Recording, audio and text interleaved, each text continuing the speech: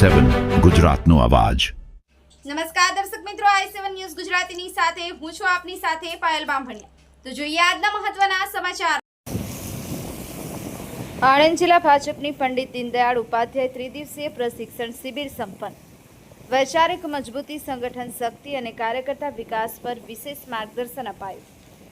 આણંદ જિલ્લામાં ભારતીય જનતા પાર્ટી દ્વારા આયોજિત પંડિત દીનદયાળ ઉપાધ્યાય પ્રશિક્ષણ મહાઅભિયાન અંતર્ગત ત્રિદિવસીય જિલ્લા પ્રશિક્ષણ શિબિરનું સફળ આયોજન કરવામાં આવ્યું। શિબિર દરમિયાન સંગઠન, જાહેર જીવન, પક્ષની કામગીરી, કાર્યકર્તાની નિષ્ઠા, જવાબદારી અને રાષ્ટ્રીય દ્રષ્ટિકોણ જેવા વિવિધ વિષયો પર ઊંડાણપૂર્વક માર્ગદર્શન આપવામાં આવ્યું હતું।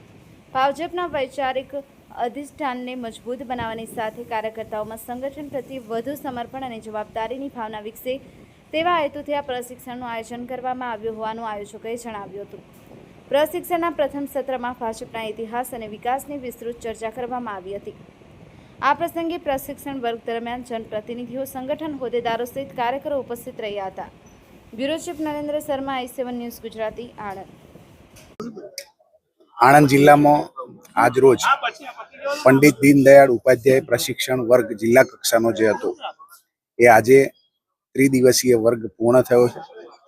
જુદા જુદા 11 વિષય ઉપર આણંદ જિલ્લાના અપેક્ષિત કાર્યકર્તાઓને પ્રદેશના વક્તાઓ દ્વારા માર્ગદર્શન આપવામાં આવ્યું છે।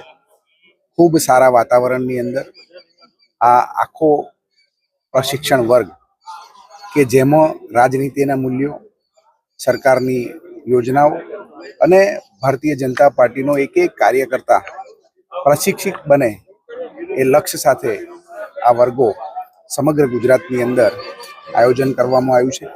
આણંદ જિલ્લામાં પણ 100 જેટલા આણંદ જિલ્લા ભારતીય જનતા પાર્ટીના કાર્યકર્તાઓએ આ પ્રશિક્ષણ વર્ગમાં ભાગ લીધો અને ખૂબ સારી રીતે આ પ્રશિક્ષણ વર્ગ પૂર્ણ થયો છે।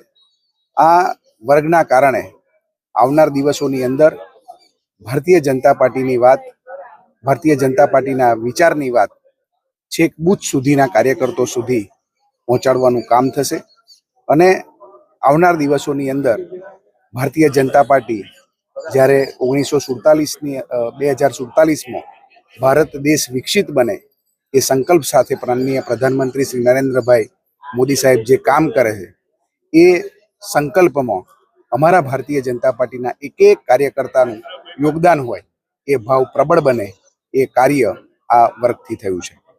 પાર્ટી બનેલી ભારતીય જનતા પાર્ટીના આજે 14 કરોડ સભ્યો છે। 1951માં ભારતીય જનસંઘના સ્વરૂપે માત્ર ગણતરીના લોકોએ એક વિચાર યાત્રા શરૂ કરેલી કે આજે જનજનની વિકાસ યાત્રા બની ગઈ છે। ત્યારે કાર્યકર્તાના વૈચારિક ઘડતરની પ્રક્રિયા જનસંઘથી અત્યાર સુધી એક પ્રશિક્ષણના માધ્યમથી ચાલતી હોય છે।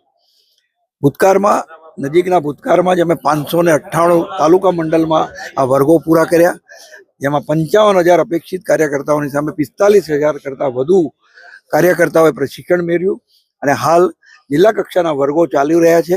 આજે આણંદના કાર્યકર્તાઓ એમાં 3 દિવસથી એક પાર્ટીની વિચારધારાને સમજવા, શીખવા માટે એક સાધના સ્વરૂપે ખૂબ એકાગ્રતાથી આ વર્ગોમાં હાજરી આપી છે અને આવનારા દિવસોમાં પ્રદેશના વર્ગો પણ થવાના છે, મોરચાના વર્ગો પણ થવાના છે। ત્યારે કદાચ વિશ્વની આ પહેલી રાજકીય પાર્ટી હશે કે જે કાર્યકર્તાના વૈચારિક ઘડતરની વાત અને પ્રજાજીવનના સાંપ્રત સમાજના પ્રવાહોથી એને માહિતગાર કરવાનું કામ કરી રહી છે। આ એક ખૂબ સારી અને સકારાત્મક પ્રક્રિયા એ પાર્ટીને એક મજબૂતી પ્રદાન કરે છે અને કાર્યકર્તા સમાજ જીવનમાં લોકોના સુખે સુખી, લોકોના દુઃખે દુઃખી અને લોકોની વેદનાને સમજી અને સંવેદના સાથે કાર્ય કરે એવી એક નવીન ઉર્જા સાથે